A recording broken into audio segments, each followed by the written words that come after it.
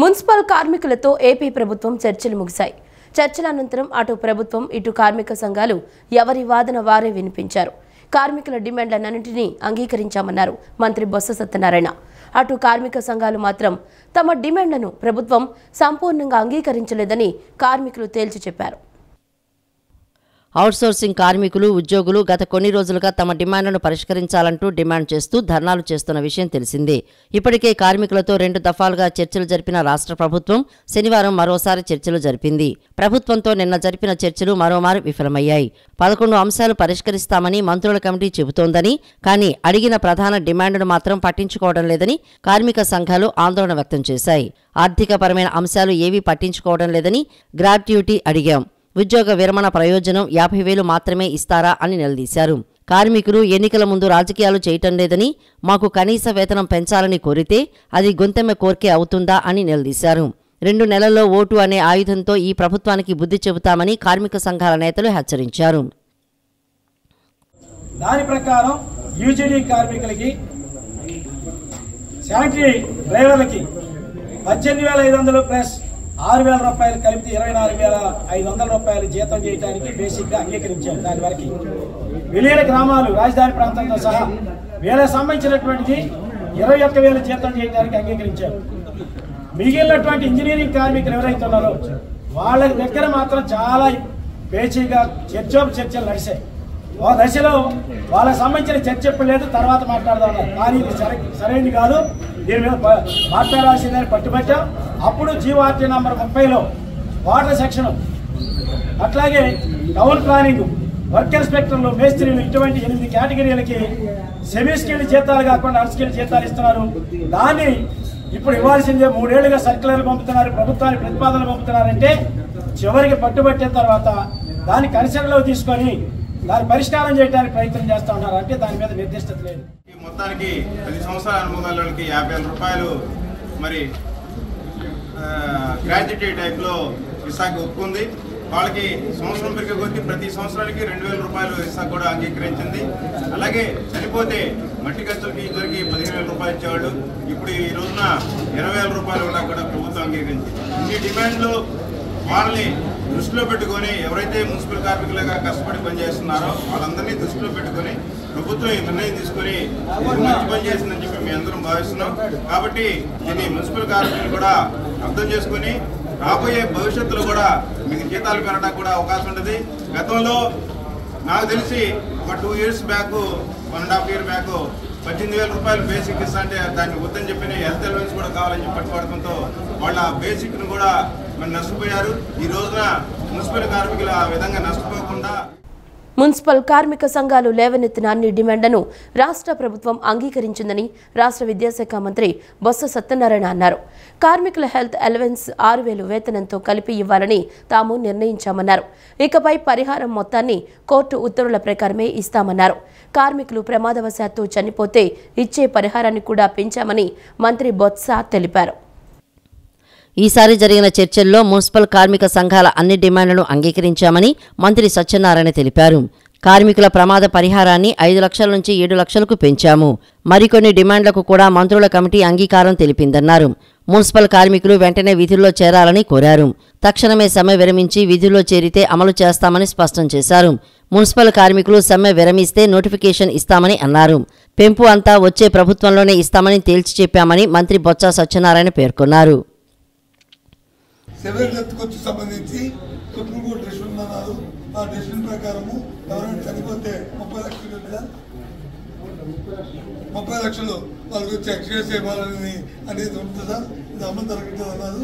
అంత తప్పకుండా అమలు జరుగుతాము. ఆ కోర్టు ఆర్డర్ ఏది ఉంటే దాని ప్రకారం చేస్తామనే విషయాన్ని కూడా చెప్పడం జరిగింది. ఇంకా మిగతా విషయాలు వాళ్ళకి కావాల్సిన సమన్వయం వచ్చి దాన్ని చేస్తామని చెప్పాము. ఎక్కడ కార్మికులకి పిఎఫ్ అకౌంట్ తెస్తామన్నారు, చేస్తామని చెప్పాము. ఇంతకుముందు చనిపోయిన వాళ్ళ కుటుంబాలు వాళ్ళు 3 నెలల కాలంలో ఎస్పీఐ సైడ్ వచ్చే వాళ్ళు క్లెయిమ్ చేసుకోవాలి. ఆ పీరియడ్ అయిపోతారన్నారు. వాళ్ళు 1 time కింద దాన్ని మళ్ళీ ఓపెన్ చేస్తాము. వన్ టైం ఇచ్చి టైం బౌండ్ ఇచ్చి ఇస్తాము, మీరు అప్లై చేసుకోండి. వాళ్ళందరూ కూడా ఎలిజిబుల్ ఎఫెక్ట్ అయినట్లు ఏర్పాటు చేస్తామని కూడా చెప్పాము. ప్రమాదవశాత్తు మరణించిన వారికి ఇప్పుడు 5 లక్షల రూపాయలు ఉంది. మమ్మల్ని యాక్సిడెంట్ అయితే 2 లక్షలు ఉంది. వాళ్ళు పెంచమని అడిగారు. అలాగే ప్రమాదవశాత్తు లేకపోతే 5 లక్షల నుంచి 7 లక్షల రూపాయలు చేస్తామని విషయం. హామీల అమలులో వైసీపీ ప్రభుత్వం పూర్తిగా వైఫల్యం చెందిందని టీడీపీ రాజ్యసభ సభ్యులు కనకమేడల రవీంద్ర కుమార్ విమర్శించారు. 85% హామీల అమల్లో ఫెయిల్ అని టీడీపీ ముద్రించిన పుస్తకంలోని అంశాలపై వాస్తవాలతో శ్వేతపత్రం విడుదల చేసే ధైర్యం జగన్మోహన్ రెడ్డికి ఉందా అని ప్రశ్నించారు.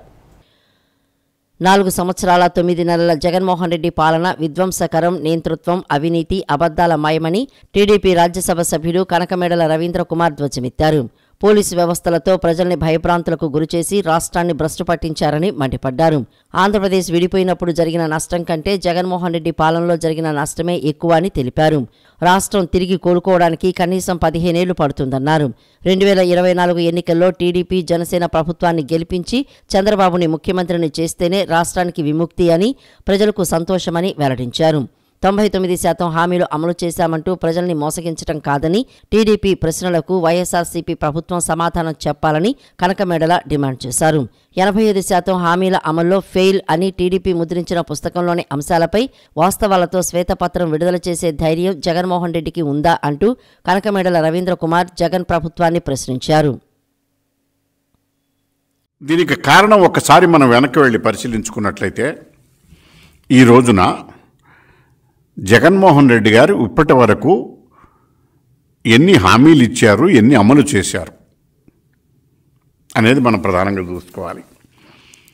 ఎన్నికల ముందు 2014 ఎన్నికల ముందు, 2019 ఎన్నికల ముందు ఇచ్చినటువంటి హామీలు ఏమిటి, ఇప్పుడు 2024 వచ్చింది, ఇప్పటి వరకు అమలు చేసినవి ఏమిటి అనేటటువంటిది ప్రధానంగా చూస్తే మనం మైనర్ విషయాలకు జోలికిపోకుండా జిల్లాల వారీగా అన్ని లెక్కలు ఉన్నాయి మా దగ్గర.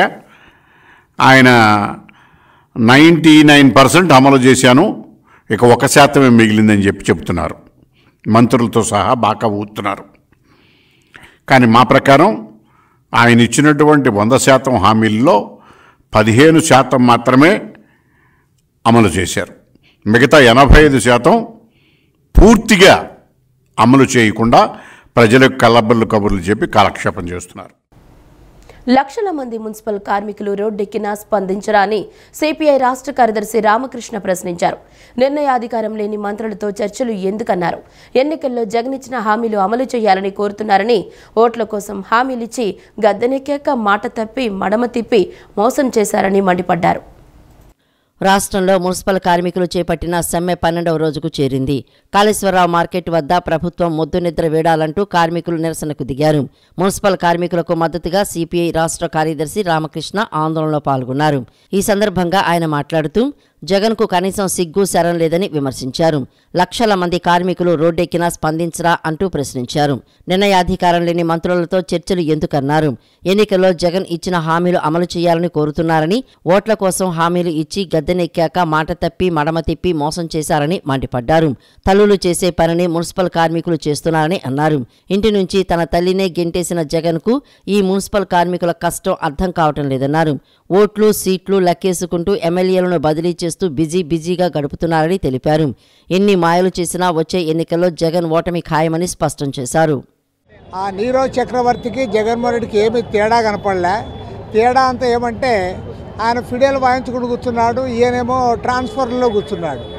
ఎమ్మెల్యేలను ఎంపీలను ట్రాన్స్ఫర్ చేసే పనిలో ఆయన ఉన్నాడు తప్ప, అరే రాష్ట్రంలో కూడా ప్రతి ఊళ్ళో కూడా కార్మికులందరూ సమ్మెలో ఉన్నారు. దాదాపు అంగన్వాడీ వర్కర్లు దాదాపు 1,06,000 మంది వారు కూడా దాదాపు నెల రోజులుగా సమ్మె చేస్తూ ఉన్నారు. ఆశా వర్కర్లు, వాలంటీర్లు, యానిమేటర్లు అందరూ కూడా ఒకరి తర్వాత ఒకరు ఇవాళ రోడ్డు ఎక్కుతూ ఉన్నారు. నువ్వు రోడ్డు ఎక్కిన వాళ్ళని, నేను సర్వశిక్ష అభియాన్ వాళ్ళని పోలీసులు పంపి అరెస్ట్ చేస్తూ ఉన్నావు తప్ప ఏ ఒక్కరి సమస్య కూడా ముఖ్యమంత్రి గారు పరిష్కారం చేయడం లేదు, వాళ్ళతో మాట్లాడడం లేదు, కనీసం అధికారులకు సూచనలు కూడా ఇవ్వడం లేదు. కాబట్టి వాళ్ళ స్పష్టంగా ప్రభుత్వాన్ని కోరుతా ఉన్నాం. ఈరోజు ఇప్పటికే నగరాల్లో అన్ని చోట్ల కూడా దుర్గంధం వస్తూ ఉంది. ఇవాళ ప్రజల ఆరోగ్యంతో చెలగాటమాడుతూ ఉన్నావు. నీవు ఎందుకంటే ఇవాళ ఆరోగ్యం అంతంత మాత్రమే, వీళ్ళందరూ పని చేసే తప్ప టౌన్స్ బాగుండేకి అవకాశం లేదు. కాబట్టి వాళ్ళ ప్రభుత్వాన్ని డిమాండ్ చేస్తూ ఉన్నాం. తక్షణమే వాళ్ళ సమస్యలు పరిష్కారం చేయాలని చెప్పి కూడా కోరుతా ఉన్నాం. మాట మార్చాం మడమ తిప్పమని చెప్పినటువంటి జగన్మోహన్ రెడ్డి గారు మాట మార్చాడు, మడమ తిప్పాడు. మున్సిపల్ కార్మికుల యొక్క సమస్యల పరిష్కరించడంలో ఘోరంగా వైఫల్యం చెందాడని చెప్పి ఈ సందర్భంగా చెప్పక తప్పదు. ఎన్నికల ముందు ఏం చెప్పాడు? తమ యొక్క ప్రచారంలో ప్రతి మున్సిపల్ కార్మికులకి అవుట్సోర్సింగ్లో పనిచేసేటటువంటి మున్సిపల్ కార్మికుల యొక్క ఉద్యోగాలని పర్మనెంట్ చేస్తానని చెప్పాడు. సుప్రీంకోర్టు గైడ్లైన్స్కి అనుగుణంగా సమాన పనికి సమాన వేతనం ఇస్తానని చెప్పాడు. ఇవాళ మినిమం వేజెస్ సమాన వేతనం 26,000 రూపాయలు అమలు చేయవలసినటువంటి అవసరం ఉన్నది. కానీ 26,000 ఇస్తున్నాడంటే కనీసం 15,000 రూపాయలు మాత్రమే ఇస్తా ఉన్నాడు. కొంతమందికి రిస్క్ అలవెన్స్ పేరుతో ఒక 6,000 ఇస్తున్నటువంటి పరిస్థితి ఉన్నది. ఆంధ్రప్రదేశ్ ప్రభుత్వం ఏర్పాటు చేసిన దేశంలోనే అతి ఎత్తైన 125 అడుగుల డాక్టర్ బిఆర్ అంబేద్కర్ విగ్రహం దేశానికి తలమానికంగా నిలవనుందని రాష్ట్ర SC commission chairman Marumudi Victor Prasad అన్నారు. అంబేద్కర్ విగ్రహాన్ని ఈక్వాలిటీ ఆఫ్ లిబర్టీగా రాష్ట్ర ప్రభుత్వం అత్యంత ప్రతిష్టాత్మకంగా ఏర్పాటు చేసిందన్నారు. దాదాపు 400 కోట్లతో స్వరాజ్య మైదానంలో నిర్మించిన అంబేద్కర్ విగ్రహాన్ని ఈ నెల 19న గౌరవ ముఖ్యమంత్రి వైఎస్ జగన్మోహన్ రెడ్డి ప్రారంభిస్తారని తెలిపారు. రాష్ట్ర SC commission chairman Marumudi Victor Prasad విజయవాడలోని తన కార్యాలయంలో నిన్న విలేకరుల సమావేశం నిర్వహించారు. సమావేశంలో ఆయన మాట్లాడుతూ విజయవాడకే సెంటర్ ఆఫ్ అట్రాక్షన్గా నిలిచే అంబేద్కర్ విగ్రహం ప్రారంభోత్సవ కార్యక్రమానికి రాష్ట్రం నలుమూలల నుంచి ప్రతి ఒక్కరూ కుల మత పార్టీలకు అతీతంగా స్వచ్ఛందంగా తరలిరావాలని ఆయన ఆకాంక్షించారు. అంబేద్కర్ భావజాలంతో పరిపాలన సాగిస్తున్న ముఖ్యమంత్రి జగన్ అందరివాడైన అంబేద్కర్ స్మృతివనాన్ని అన్ని సదుపాయాలతో ఏర్పాటు చేశారని తెలిపారు. ప్రతి ఒక్కరిని ఆకర్షించేలా డాక్టర్ బిఆర్ అంబేద్కర్ జీవిత చరిత్ర తెలిపే museum, mini theatre, convention centre, sky lighting, ఫౌంటైన్లు, లైబ్రరీ వంటి వాటితో సర్వాంగ సుందరంగా తీర్చిదిద్దారని అన్నారు. ప్రపంచ మేధావి, భారత రాజ్యాంగ నిర్మాత అయిన అంబేద్కర్ విగ్రహాన్ని ఈ ప్రభుత్వం ఏర్పాటు చేయటం చారిత్రాత్మకమని పేర్కొన్నారు. ఈ నెల 19వ తేదీ వరకు అన్ని జిల్లాల్లో పండుగ వాతావరణంలో పలు కార్యక్రమాలు నిర్వహించడం జరుగుతుందని, వీటిలో రాజ్యాంగాన్ని గౌరవించే ప్రతి ఒక్కరూ పాల్గొనాలని విక్టర్ ప్రసాద్ స్పష్టం చేశారు. బాబాసాహెబ్ అంబేద్కర్ గారి విగ్రహం ఆవిష్కరణ కార్యక్రమం అంటే 125 అడుగుల బాబాసాహెబ్ అంబేద్కర్ విగ్రహ ఆవిష్కరణ కార్యక్రమాన్ని 19వ తారీఖున రాష్ట్ర ముఖ్యమంత్రి గౌరవనీయులు జగన్మోహన్ రెడ్డి గారు విగ్రహాన్ని ఆవిష్కరిస్తున్నారు. ఇది మన దేశంలోనే అత్యంత ఎత్తైనటువంటి అంటే 80 అడుగులు టోమ్ ఉంటుంది, 125 అడుగులు ఫీట్ విగ్రహం ఉంటుంది. మొత్తం 205 అడుగుల ఎత్తైన విగ్రహాన్ని 400 కోట్ల రూపాయల వెచ్చించి ఒక బ్రహ్మాండమైనటువంటి చారిత్రాత్మకమైనటువంటి సైట్ సీయింగ్ ప్లేస్గా స్వరాజ్య మైదానంలో బాబాసాహెబ్ అంబేద్కర్ విగ్రహం ఆవిష్కరించబడుతుంది. ఈ కార్యక్రమానికి రాష్ట్ర నలుమూల నుండి లక్షలాది మంది ప్రజలు స్వచ్ఛందంగా తరలివచ్చి ఈ చారిత్రాత్మకమైనటువంటి కార్యక్రమాన్ని విజయవంతం చేయవలసిందిగా కోరుతా ఉన్నాను. ఈ విగ్రహం 20 ఎకరాల్లో అంబేద్కర్ స్మృతివనాన్ని ఏర్పాటు చేయడం జరిగింది. అక్కడ అన్ని ఫెసిలిటీస్, అందులో 3,000 మంది కూర్చునేటువంటి ఒక మల్టీపర్పస్ కన్వెన్షన్ హాల్ ఒకటి, అదేవిధంగా 2,000 మంది. కృష్ణా జిల్లా తైలప్రోలు ఉషారామ సాంకేతిక కళాశాలలో తెలుగు అమ్మాయి యువర్ ఫెస్ట్ పోటీలు ఉత్సాహంగా జరిగాయి. తెలుగుదనం ఉట్టిపడేలా అమ్మాయిలు పట్టు పరికిణిలో హొయలులికించారు. రాష్ట్రంలోని వివిధ కళాశాలకు చెందిన 80 మంది విద్యార్థులు పోటీలో పాల్గొని తమ ప్రతిభ చాటుకున్నారు. ఆధునిక సమాజంలో పాశ్చాత్య ధోరణికి అలవాటు పడుతున్న యువతకు మన సంప్రదాయాలు తెలియచెప్పేలా ఈ కార్యక్రమం సాగింది. కృష్ణా జిల్లా తేలపురంలోని ఉషారామ ఇంజనీరింగ్ కళాశాలలో నిర్వహిస్తున్న 2 రోజుల యువజనోత్సవాలు యువర్ ఫెస్ట్ శనివారం ఘనంగా ముగిశాయి. ఈ సందర్భంగా తెలుగు అమ్మాయిలు పోటీలు నిర్వహించారు. చలాకీతనం, సమయస్ఫూర్తి, తెలుగు సంస్కృతి పట్ల అవగాహన వంటి అంశాలతో ఈ పోటీలను నిర్వహించారు. సంప్రదాయమైన కట్టు, బొట్టుతో విద్యార్థులు ర్యాంపుపై హొయలులికించారు. ఈ పోటీల్లో వివిధ కళాశాలలకు చెందిన 80 మంది విద్యార్థులు పాల్గొన్నారు. ఈ కార్యక్రమానికి Samana institute of fashion technology CEO Samana, south central railway chief superintendent Semantakamani జడ్జీలుగా వ్యవహరించారు. ఉషారామ కళాశాలకు చెందిన జి భవానీ మొదటి బహుమతి గెలవగా, 2వ బహుమతి జి జెరియా, 3వ బహుమతి కె మెర్సీ గెలుపొందారు. కళాశాల చైర్మన్ శంకర రామబ్రహ్మం విజేతలకు బహుమతులు అందజేశారు. కాలేజ్లో తెలుగింటి అమ్మాయి అనేది కాంపిటీషన్ జరిగింది. ఆ కాంపిటీషన్లో నన్ను వన్ ఆఫ్ ద జడ్జెస్గా పిలిచారనమాట.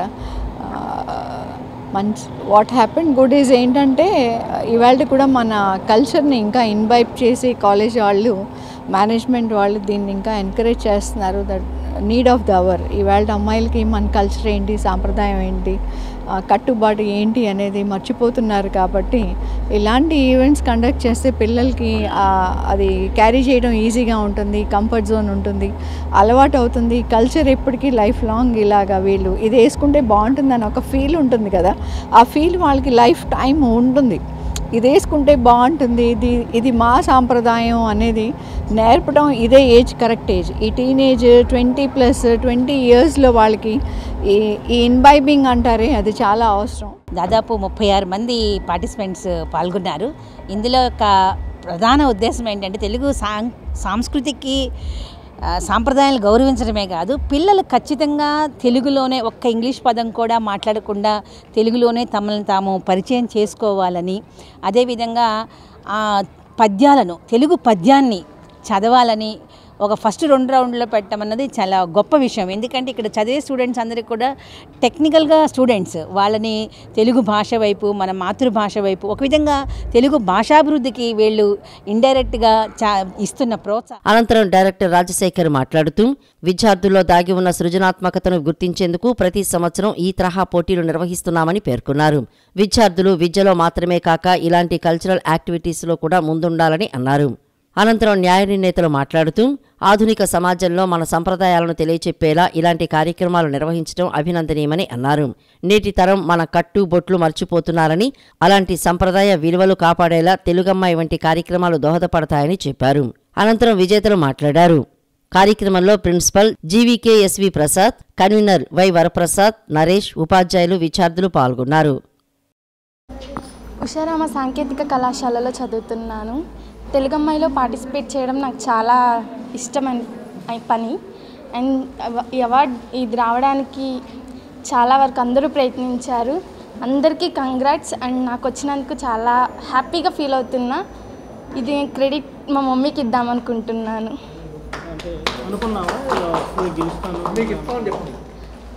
నా సెల్ఫ్కి నేనే గెలవాలి కాబట్టి మా ఈవెంట్లో ఫస్ట్, సెకండ్, థర్డ్ ప్రైజెసే కాకుండా స్టూడెంట్ని ఎంకరేజ్ చేయడానికి లైక్ గుడ్ ఐస్, ఇంకా బెస్ట్ కాస్ట్యూమ్ లాంటివి కూడా ఇస్తున్నారు. అవి స్టూడెంట్స్కి బాగా ఎంకరేజ్మెంట్ అదర్ ఈవెంట్స్లో పార్టిసిపేట్ చేయడానికి చాలా బాగా ఉపయోగపడుతుంది. ఇంకా ఫెస్ట్ అంటే చాలా బాగా జరిగింది. టెక్నికల్ ఈవెంట్స్ అండ్ ముఖ్యంగా తెలుగు అమ్మాయి ఈవెంట్ చాలా బాగా జరిగింది. అంటే ఈ కాస్ట్యూమ్ ఇలా వేసుకోవాలని చెప్పి మీకు అంటే ఇలా ఉంటే బాగుంటుందని ఎవరన్నారు? మొదటి నుంచి అయితే మా అమ్మగారే, నేను ఏ ఫంక్షన్కి వెళ్ళినా ఇంకా డ్రెస్ చూస్ చేసేది మా మదరే. ప్రతిదానికి ఎంకరేజ్ చేస్తూ ఉంటుంది. ఇలాంటి ఈవెంట్స్ ఇంకా మన కాలేజీలో ఇంకా ఈ మిగతా కాలేజీలో జరగకపోయినా మన కాలేజీలో జరుగుతున్నాయంటే దానికి కారణం మా మేనేజ్మెంట్, ఉషారామ మేనేజ్మెంట్. చాలా సంతోషంగా ఉంది. ఇంజనీరింగ్ కాలేజ్ అంటే ఎక్కువగా చదువు స్టడీస్ మీద ఉంటాయి. ఇట్లాంటి ఈవెంట్స్ అనుకున్నారా? ఇలాంటి ఈవెంట్స్ కూడా ఉంటాయని నేను జాయిన్ అయ్యేటప్పుడు మిగతా ఇంజనీరింగ్ కాలేజెస్ అంటే చదువు ఎగ్జామ్స్, అదే ఉషారామ కాలేజీలో ప్రతిసారి ప్రతి పండగకి ప్రతి ఈవెంట్ చేస్తాం. వైఎస్ఆర్ కాంగ్రెస్ ప్రభుత్వం అధికారంలోకి వచ్చిన తర్వాత ఇచ్చిన మాట ప్రకారం పెన్షన్ను 3,000 రూపాయలకు పెంచి ఇంటి పెద్ద కొడుకుగా అండగా నిలిచిన వ్యక్తి ముఖ్యమంత్రి వైఎస్ జగన్మోహన్ రెడ్డి అని ఆ పార్టీ తూర్పు నియోజకవర్గ ఇన్ఛార్జ్ దేవినేని అవినాష్ పేర్కొన్నారు. వైసీపీ ప్రభుత్వంలో అర్హతే ప్రామాణికంగా 70 లక్షల మందికి ఇస్తున్నారని, దేశంలో ఇంత పెద్ద మొత్తంలో పెన్షన్లు ఇస్తున్న ఏకైక ప్రభుత్వం వైసీపీనే అని అన్నారు. విజయవాడ తూర్పు నియోజకవర్గంలోని కృష్ణలంక ఏపీఎస్ఆర్ఎం స్కూల్లో 20, 21, 22 డివిజన్లకు చెందిన 3,976 మందికి పెన్షన్ల పంపిణీ కార్యక్రమం నిన్న నిర్వహించారు. ఈ కార్యక్రమానికి వైసీపీ తూర్పు నియోజకవర్గ ఇన్ఛార్జి దేవినేని అవినాష్ ముఖ్య అతిథిగా విచ్చేశారు. డిప్యూటీ మేయర్ బెల్లం దుర్గా, 21వ డివిజన్ కార్పొరేటర్ పుప్పాల కుమారి, 22వ డివిజన్ కార్పొరేటర్ తాటిపర్తి కొండారెడ్డితో కలిసి అవినాష్ పెన్షన్లు పంపిణీ చేశారు. ఈ సందర్భంగా అవినాష్ మాట్లాడుతూ పాదయాత్రలో అవ్వాతాతలు పడుతున్న కష్టాలను స్వయంగా చూసి వారికి అండగా నిలవాలని, నాడు జగన్ పెన్షన్ పెంచి ఇస్తానని ఇచ్చిన మాట ప్రకారం నేడు అందరికీ 3,000 రూపాయల పెన్షన్లు అందించడం సంతోషమని అన్నారు. గతంలో అయితే పెన్షన్లు ఎప్పుడు ఇస్తారో కూడా తెలియదని, ముసలివారు రోజు కార్యాలయాల చుట్టూ తిరిగి విసిగి వేసారిపోయారని తెలిపారు. ఎన్నికలకు 2 నెలల ముందు పెన్షన్ పెంచి అప్పటి తెలుగుదేశం ప్రభుత్వం ఓట్ల కోసం డ్రామాలు ఆడిందని విమర్శించారు. వారి ప్రభుత్వంలో కేవలం 39 లక్షల మందికి మాత్రమే పెన్షన్ ఇచ్చేవారని, కానీ నేడు వైసీపీ ప్రభుత్వంలో అర్హతే ప్రామాణికంగా 70 లక్షల మందికి ఇస్తున్నారని, దేశంలో ఇంత పెద్ద మొత్తంలో పెన్షన్లు ఇస్తున్న ఏకైక ప్రభుత్వం వైసీపీనని అన్నారు. జన్మభూమి కమిటీల చుట్టూ తిరిగే పని లేకుండా, లంచాలు ఇచ్చే అవసరం లేకుండా అర్హతను బట్టి నేరుగా ఇంటి వద్దకే పెన్షన్లు అందిస్తున్న ఘనత ప్రభుత్వానిదే అని తెలియజేశారు. వయసు మీరిన తర్వాత పిల్లల మీద ఆధారపడకుండా అవ్వాతాతలకు ఈ పెన్షన్ ఎంతో ఉపయోగపడుతుందన్నారు. డిప్యూటీ మేయర్ బెల్లం దుర్గా, 21వ డివిజన్ కార్పొరేటర్ పుప్పాల కుమారి, 22వ డివిజన్ కార్పొరేటర్ తాటిపర్తి కొండారెడ్డితో కలిసి అవినాష్ పెన్షన్లు పంపిణీ చేశారు. ఈ సందర్భంగా అవినాష్ మాట్లాడుతూ పాదయాత్రలో అవ్వాతాతలు పడుతున్న కష్టాలను స్వయంగా చూసి వారికి అండగా నిలవాలని, ఇస్తానని ఇచ్చిన మాట ప్రకారం నేడు అందరికీ సంతోషమని అన్నారు. గతంలో అయితే పెన్షన్లు ముసలివారు రోజు కార్యాలయాల చుట్టూ తిరిగి విసిగి వేసారిపోయారని తెలిపారు. ఎన్నికలకు 2 నెలల ముందు పెన్షన్ పెంచి అప్పటి తెలుగుదేశం ప్రభుత్వం ఓట్ల కోసం డ్రామాలు వారి ప్రభుత్వంలో కేవలం 39 లక్షల మందికి కానీ నేడు వైసీపీ ప్రభుత్వంలో అర్హతే ప్రామాణికంగా 70 లక్షల మందికి ఇస్తున్నారని, దేశంలో ఇంత పెద్ద మొత్తంలో పెన్షన్లు ఇస్తున్న ఏకైక ప్రభుత్వం వైసీపీనని అన్నారు. జన్మభూమి కమిటీల చుట్టూ ఇచ్చే అవసరం లేకుండా అర్హతను బట్టి నేరుగా ఇంటి వద్దకే పెన్షన్లు అందిస్తున్న ఘనత ప్రభుత్వం. ప్రతి ఒక్కరూ మొక్కలు నాటితే ఆరోగ్యంగా ఉంటారని, మొక్కలు పర్యావరణాన్ని కాపాడతాయని Andhra nursery farmers association executive director Kanuru Kiran Kumar, అధ్యక్షులు దండా వీరాంజనేయులు, ఉపాధ్యక్షులు సంజీవరెడ్డి తెలిపారు. తమ అసోసియేషన్ ద్వారా మొక్కల పెంపకంతో పాటు ఏ విధంగా జాగ్రత్తలు తీసుకోవాలో పెద్ద ఎత్తున అవగాహన కార్యక్రమాల్ని నిర్వహిస్తున్నామని తెలిపారు. రోజ్ సొసైటీ ఆఫ్ ఆంధ్రప్రదేశ్, హరిత ప్రియ ప్లాంట్ లవర్ సొసైటీ ఆధ్వర్యంలో నగరంలోని సిద్ధార్థ హోటల్ మేనేజ్మెంట్ కళాశాల గ్రౌండ్లో నిర్వహిస్తున్న హార్టికల్చర్ ఫ్లవర్ షో నగరవాసులను ఆకట్టుకుంటుంది. ఆంధ్ర నర్సరీ ఫార్మర్స్ అసోసియేషన్ ఆధ్వర్యంలో మొక్కలపై అవగాహన కార్యక్రమాలు నిర్వహిస్తున్నారు. Andhra nursery farmers association executive director Kanuri Kiran Kumar, అధ్యక్షులు దండ వీరాంజనేయులు, ఉపాధ్యక్షులు సంజీవరెడ్డి మొక్కల పెంపకం గురించి వివరిస్తున్నారు. నగరంలో 5 రోజుల పాటు జరిగే మొక్కల ప్రదర్శనలో ప్రతిరోజు గంటకు లక్కీ డ్రా తీసి విలువైన బహుమతులు, మొక్కలు అందజేస్తున్నారు. అలాగే ఎగ్జిబిషన్ను సందర్శించిన వారికి కూడా ఉచితంగా మొక్కలు అందిస్తున్నామని తెలిపారు. ఈ 5 రోజుల్లో తమ అసోసియేషన్ ఆధ్వర్యంలో సుమారు 5 లక్షల విలువ చేసే మొక్కలను ఉచితంగా అందిస్తున్నామని తెలిపారు. అలాగే తిరుపతికి చెందిన రూట్స్ అండ్ ప్లాంట్స్ సంస్థ ఆధ్వర్యంలో మొక్కలను బహుమతిగా ఇస్తున్నామని పేర్కొన్నారు. ఈ క్యూఆర్ కోడ్ వల్ల ఏమవుతుంది అంటే ఇప్పటి వరకు ఏ మొక్క ఎలా పెరుగుతుంది, ఏ కండిషన్లో పెరుగుతుంది, మనం ఏ సీజన్లో ఏ విధంగా గ్రో చేసుకోవచ్చు అన్నది చాలామంది కస్టమర్లకు కావచ్చు, చిన్న నర్సరీ వాళ్ళకి కావచ్చు, కొంతమంది హోల్సేలర్లకు కూడా పూర్తి ఇన్ఫర్మేషన్ అనేది దొరకడం చాలా కష్టంగా ఉంటుంది. యూజువల్గా మనం గూగుల్లోకి వెళ్ళి మనం ఏదైనా మొక్క గురించి స్కాన్ చేసామనుకోండి, ఒక లీఫ్ ఇంకోటో సిమిలారిటీ ఉన్న మొక్కలు కనపడతాయి, కానీ స్పెసిఫిక్గా అదే మొక్కకు సంబంధించిన ఇన్ఫర్మేషన్ రావడం అనేది చాలా కష్టంగా ఉంటుంది. కానీ మన అసోసియేషన్ డెవలప్ చేసినటువంటి క్యూఆర్ కోడ్లో ఏమవుతుంది అంటే ప్రతి మొక్కకు సంబంధించిన ఇన్ఫర్మేషన్ని ఒక క్యూఆర్ కోడ్ కిందకి కన్వర్ట్ చేసి సాఫ్ట్వేర్ డెవలప్ చేయడం జరిగింది. ఒక కస్టమర్ కావచ్చు, రీటైలర్ కావచ్చు, గ్రోయర్ కావచ్చు, ఏ మనిషి అయినా ఆ క్యూఆర్ కోడ్ని చేతిలో ఉన్న ఆండ్రాయిడ్తో కానీ ఇంకొక ఫోన్తో కానీ స్కాన్ చేసినప్పుడు ఆ మొక్క యొక్క క్యారెక్టర్ ఏంటి, దాని బొటానికల్ నేమ్ ఏంటి, సైంటిఫిక్ నేమ్ ఏంటి, ఏ కండిషన్స్లో పెరుగుతుంది, పెస్ట్ మేనేజ్మెంట్ ఎలా ఉంటుంది, వాటరింగ్ ఎలా ఇవ్వాలి కంప్లీట్ ఇన్ఫర్మేషన్ అదే క్యూఆర్ కోడ్లో మనకి దొరుకుతుంది. దీనివల్ల మనకు కలిగే ఉపయోగం ఏంటంటే మనకి జీవితం అనేది చాలా ఫాస్ట్ అయిపోయింది ఇవాళ రేపట్లో టెక్నాలజీ పెరిగిన దాని ద్వారా. కస్టమర్కి కానీ లేకపోతే ఆ మొక్కలు పెంచాలనుకున్న వాళ్ళకి కానీ నేర్చుకోవడానికి టైం చాలా తక్కువగా ఉంటుంది. ఈ క్యూఆర్ కోడ్లో చాలా తక్కువ టైంలో పూర్తి ఇన్ఫర్మేషన్ దొరకడం వల్ల ఏమవుతుంది అంటే ఎంతో కొంత ఇంట్రెస్ట్ ఉన్న వాళ్ళని కూడా గ్రీనరీ డెవలప్మెంట్ వైపుకు మళ్ళించడానికి చాలా మంచి అవకాశం కలుగుతుంది. అన్నిటికీ రేట్లు పెరుగుతున్నాయి కానీ మొక్కలకు మాత్రం రేట్లు తగ్గుతున్నాయి. ఇది పచ్చి నిజం. మీరు కావాలంటే గత 2 సంవత్సరాలు 3 సంవత్సరాల నుంచి మీరు కొంటున్న రేట్లు కానీ ఇవాళ మొక్కలు కొంటున్న రేట్లు కానీ మీరు కంపేర్ చేసి చూసుకుంటే ప్రతి సంవత్సరం రేటు తగ్గుతూనే వస్తూ ఉంది. ఇటువంటి పరిస్థితుల్లో మన నర్సరీ సర్వైవ్ కావాలంటే మేము ఎక్స్పెన్సెస్ తగ్గించుకోవాలి, ఖర్చులు తగ్గించుకోవాలి. ఈ ఖర్చులు తగ్గించుకోవాలంటే కొంతమంది టెక్నికల్ పీపుల్ మెయింటెనెన్స్ మేము తగ్గించుకోవాలి. బట్ వ్యాపారం తగ్గకూడదు. అట్ ద సేమ్ టైం కస్టమర్కి కావాల్సిన ఇన్ఫర్మేషన్ ఎప్పుడైతే అందుతుందో అప్పుడే మేము దాన్ని మెయింటెనెన్స్ గురించి వాళ్ళకి విపులంగా ఎప్పుడు చెప్పగలుగుతాం, అప్పుడే మా వ్యాపారాన్ని మేము నిలబెట్టుకోగలుగుతాం. దానికి పరిష్కారంగానే ఈ క్యూఆర్ కోడ్ని మేము మేజర్గా ఆలోచించాం. ఆ తర్వాత దీన్ని డెప్త్గా ఆలోచించినప్పుడు ఒక నర్సరీ ఓనర్స్కే కాదు మొక్క కొనుక్కున్న ప్రతి ఒక్కరికి కూడా, ఎందుకంటే మాకు సస్యమల వాళ్ళు ఒకసారి ఒక వీడియో తయారు చేయించారు. దాంట్లో మేము చెప్పిన కొన్ని టిప్స్కి వచ్చిన రెస్పాన్సు అనూహ్యం. ఎందుకంటే ఒక మున్సిపల్ వాటర్ని వాడకూడదు, డైరెక్ట్గా వాడొద్దు అని చెప్పిన దానికి ఎన్ని ఫోన్ కాల్స్ వచ్చినాయి, ఎన్ని ఇది వచ్చినాయి అనే దానికి సాక్ష్యం వాళ్ళే. ఎంత రెస్పాన్స్ వచ్చింది అనే దానికి కొన్ని వేలల్లో కాల్స్ వచ్చినాయి, కొన్ని వేల కామెంట్స్ వచ్చినాయి. ఎందుకంటే ఇట్లాంటి చిన్న చిన్న టిప్స్ కూడా మన వాళ్ళు అందుబాటులో లేక దాన్ని ఇది లేక నష్టపోవడం జరుగుతుంది. నగరంలోని శ్రీ దుర్గా మల్లేశ్వర సిద్ధార్థ మహిళా జూనియర్ కళాశాలలో సంక్రాంతి పండుగ సంబరాలను నిన్న ఘనంగా నిర్వహించారు. సాంప్రదాయ వస్త్రధారణలో విద్యార్థినులు సందడి చేశారు. అందమైన రంగవల్లులు తీర్చిదిద్ది గొబ్బెమ్మలు పెట్టి నృత్యాలు చేశారు. ఆటపాటలతో ఉల్లాసంగా గడిపారు.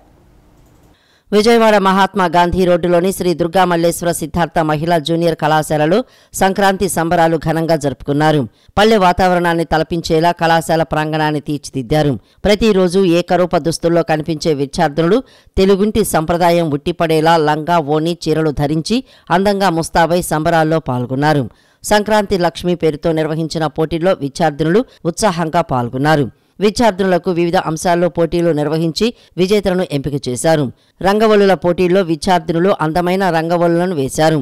సంక్రాంతి పండుగ విశిష్టత తెలిపేలా సంక్రాంతి శోభ ఉట్టిపడేలా అందమైన ముగ్గులు వేశారు.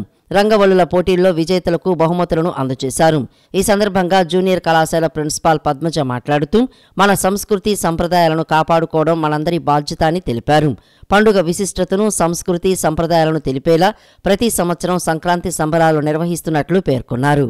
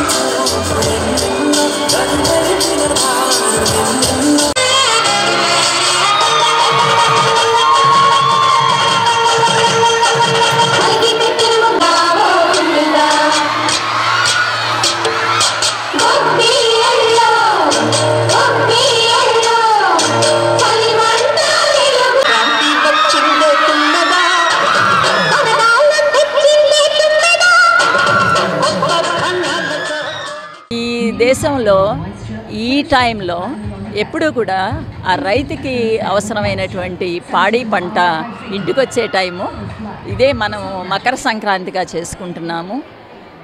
భోగి, సంక్రాంతి, కనుమ ఇవి చేస్తున్నాము. ఇవాళ డిజిటల్ ఏజ్లో అన్నీ కూడా డిజిటలైజ్ అయిపోయి మోడర్న్ టెక్నాలజీలో ఉన్న టైంలో పిల్లలకి, ముఖ్యంగా పిల్లలకి ఇలాంటివి సంస్కృతి సంప్రదాయాలు అవన్నీ నేర్పటం అనేది మా పార్ట్ ఆఫ్ ద ఎడ్యుకేషన్. మేము వినాయక చవితి అయితే మట్టి విగ్రహాలు చేయటం, దసరా అయితే ఆ సంబరాలు, దీపావళి అయితే తాళి అలాంటివి డెకరేషన్ చేయటాలు, సంక్రాంతి అయితే ఇవన్నీ కూడా పార్ట్ ఆఫ్ ద సిలబస్. ఒకసారి అనౌన్స్ చేయగానే వాళ్ళంతటా వాళ్ళే వచ్చి చేస్తారండి. నగరంలోని మారిస్ స్టెల్లా కళాశాలలో UPSC civil services 2022 ranker Komal Jain విద్యార్థులతో ఇంటరాక్షన్ అయ్యారు. సివిల్ సర్వీస్లో విజయం ఎలా సాధించవచ్చో అవగాహన కల్పించారు. యూపీఎస్సీకి సన్నద్ధమయ్యేవారు తమ తప్పులను ఎంత త్వరగా గుర్తిస్తే అంత మంచిదని, వాటిని నివృత్తి చేసుకునేందుకు ప్రయత్నించాలన్నారు. కన్సిస్టెన్సీ చాలా ముఖ్యమని, వొకాబులరీ డెవలప్ చేసుకోవాలని సూచించారు. Takshashila IAS academy managing director Durgaprasad మాట్లాడుతూ 2022-23 యూపీఎస్సీ ర్యాంకర్స్లో రిజర్వ్ లిస్టులో కోమల్ జైన్ IRMSకు ఎంపికైందని అన్నారు. 22-23 ఏళ్ల వయసులో సివిల్ సర్వీస్లోకి రావటం చాలా పెద్ద అచీవ్మెంట్ అని తెలిపారు. చాలా మంది గ్రాడ్యుయేషన్ తర్వాత ప్రారంభించి 5-6 ప్రయత్నాలు తర్వాత విజయం సాధిస్తారని అన్నారు. అయితే కోమల్ జైన్ చాలా త్వరగా ప్రిపరేషన్ ప్రారంభించి 23 ఏళ్ల వయసులో సివిల్ సర్వీసెస్లో విజయం సాధించడం అభినందనీయమని అన్నారు. 2022-23 ర్యాంకర్స్లో రిజర్వ్ లిస్ట్లో సెలెక్ట్ అయ్యి కోమల్ జైన్ అనే అమ్మాయి IRMS Indian railway management services select అవ్వడం జరిగింది. సో తను ఈరోజు ట్రైనింగ్ కూడా వెళ్తుంది. సో ఈరోజు ఇన్స్టిట్యూట్లో పిల్లలతో ఇంటరాక్ట్ అయ్యి తన ఎక్స్పీరియన్సెస్ అలాగే తన పిల్లలతో టైం స్పెండ్ చేయడానికి రావడం జరిగింది. సో పర్టికులర్గా ఎర్లీ స్టేజ్లో 22-23 ఏళ్ళలో సర్వీస్లోకి రావడం అనేది చాలా పెద్ద అచీవ్మెంట్ అనమాట సివిల్ సర్వీసెస్లో. ఎందుకంటే ఆల్మోస్ట్ చాలామంది గ్రాడ్యుయేషన్ తర్వాత ప్రిపరేషన్ స్టార్ట్ చేసి ఇయర్స్ టుగెదర్ 5 attempts 6 attempts అలా చాలా ఎక్కువ టైం అయ్యి 30-35 ఇయర్స్లో కూడా సక్సెస్ అవుతుంటారు. అలాంటిది ఎర్లీ స్టేజ్లో ప్రిపరేషన్ స్టార్ట్ చేసి చాలా ఎర్లీగా 22-23 ఇయర్స్లో సక్సెస్ అవ్వడం, అలాగే ఈ సక్సెస్ అనేది ఫర్దర్గా IAS నెక్స్ట్ అటెంప్ట్లో సాధించే విధంగా మేము ఆస్పైర్ చేస్తున్నాము. నేను ప్రస్తుతం ఈ ప్రిపరేషన్ గురించి చెప్పాలి అంటే 3 విషయాలు మీరు గుర్తుంచుకోవాల్సింది. ఫస్ట్ ఈజ్ మీ మిస్టేక్స్ని మీరు ఎక్కడ ఐడెంటిఫై చేసుకోగలిగితే, ఎంత త్వరగా ఐడెంటిఫై చేసుకోగలిగితే అంత బెటర్, అండ్ దాని మీద మీరు వర్క్ చేయాలి.